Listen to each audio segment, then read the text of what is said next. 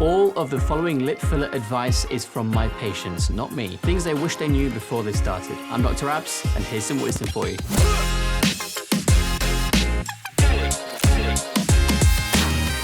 Number one, don't get a filler mustache. Some call it a ledge or a shelf, but it's all the same thing.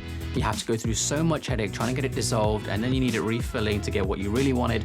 But then when it's refilled, you're always thinking about the mustache you got the first time, and you just never have peace of mind. There are reasons for them forming, and I am gonna make a full video on it, and when I have, I'll link it up here for you. For now though, I'll keep it relatively simple. Follow these 3 basic points at least. Pay attention to how soft or hard your filler is. If it's too hard, it will poke through the skin. Heavily restrict volume so you can build up the lips slowly over time instead of all in one go. And finally, pay very strict attention to the following. Number 2, you don't need top-ups every 6 months. I'm begging every single one of you watching this to listen like as if your face depends on it, because it does. Let's pause for a second. Every single time I hear someone with lip filler saying they need more, and the reason they give is simply because it's been 6 months, all I want to do is scream. No, God! No, God, please, no! No! No! No!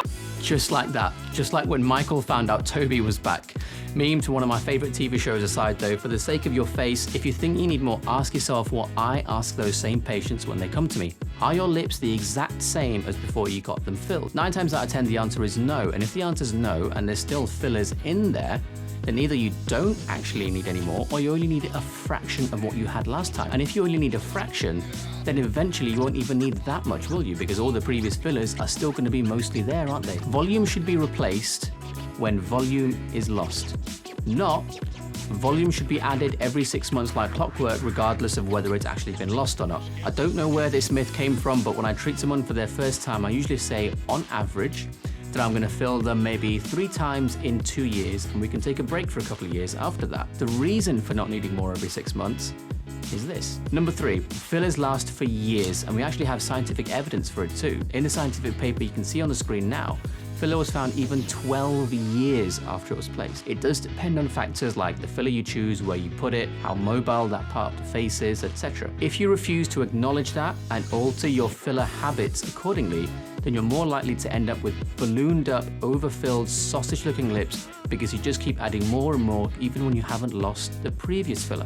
Number 4, there's zero pain. Before you jump to any conclusions though and disagree because your friend had it and she said it really hurt, listen very carefully if you do really want it to be genuinely pain-free. This is a patient that I personally treated, not from another clinic treated by someone else. Depending on the experience and qualifications of the person you go to, you can either be offered numbing cream or a nerve block. 100% of my patients choose the nerve block, which is why they feel nothing. If you know someone that found it painful, my guess would be they had the cream. Nerve blocks turn the nerve providing sensation to the lips completely off, which is why you feel nothing.